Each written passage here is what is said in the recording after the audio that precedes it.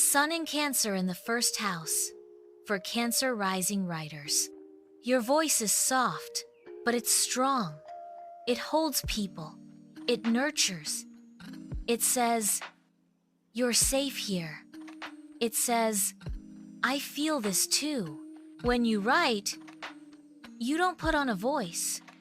You write with your heart open. It's not something you perform. It's who you are. You speak from the center of your being. Even when your words are quiet, they carry weight. Even when your tone is tender, it's full of presence. You don't write to impress. You write to connect, to protect, to remember what matters. You don't separate your words from yourself. Your writing is an extension of you. Personal, always. Even when it's fiction, even when you try to hide behind a character, your soul still slips through. You are gentle, but not weak. Sensitive, but not fragile.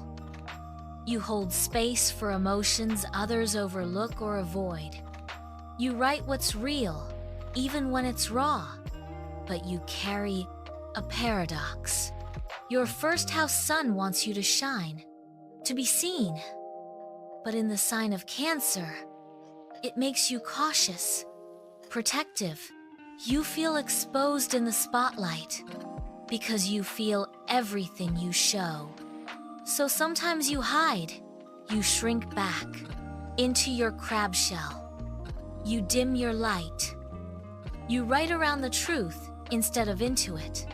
But if you can allow yourself to be seen, gently, truthfully, your voice deepens.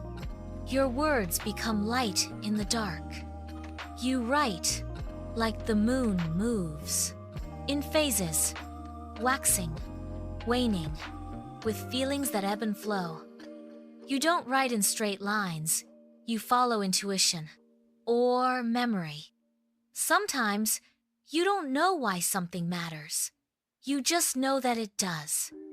Your creativity is tidal. It swells. It recedes. You learn to trust the quiet spaces too. You write from inside the moment, from the pulse of your own heart. You feel things before you name them. You know what's tender, what's unsaid, what's underneath. You're drawn to the past, to places that held you, to history, to people who shaped you. You write about home, not just a house, but a feeling. You write about childhood, not just what happened, but what it meant, how it lingers. You write about mothers, and what it means to mother others, and yourself. You write about love that stays, and love that disappears, and the ache of both. You write about grief, the slow kind, the kind that lives in the body. You understand how memory wraps around the present, how silence can say everything. Your writing doesn't rush. It listens, it holds, it witnesses. You don't write to fix people. You write to sit beside them, to say, "I see you," to say, "You're not alone." That's where your healing power lives. In your presence, not your answers. You thrive in forms that let you speak directly. Personal essays, memoir, poetry, letters. Even when you write fiction, your characters feel true. They have emotions that pulse beneath the plot. They carry their pet heart in their story. They feel like someone we've known. You might write for children too. You understand how to protect tenderness. You know how to speak softly and still be heard. You write like someone lighting a candle, like someone keeping the hearth warm, quietly, with a comforting bowl of soup on the stove and a warm hand to hold.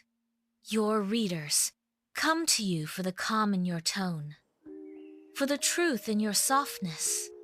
They come to feel safe, to feel understood, or just to feel. Your audience is sensitive, often unseen. Your writing makes space for them, but there are times when you disappear, when the writing feels too exposed, when your care for others becomes too heavy. You retreat.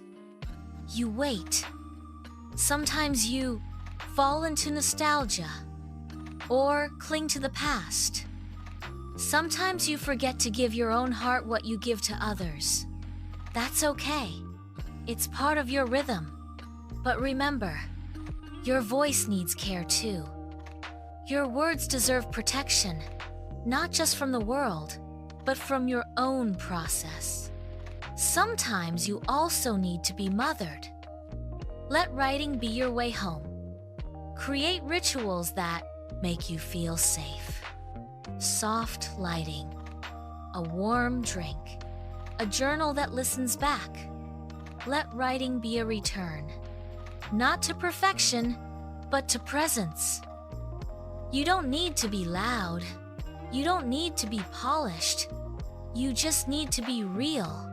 With time, you learn to stop editing yourself before you even begin. Just write what feels true, even if it trembles, until you begin to trust that feeling deeply is not a flaw. It's a power. It is your gift.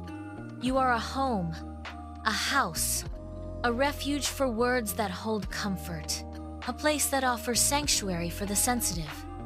You remind people that their emotions are not too much, that they are welcome. You invite them into a place of serenity and safety. Your writing is not just words.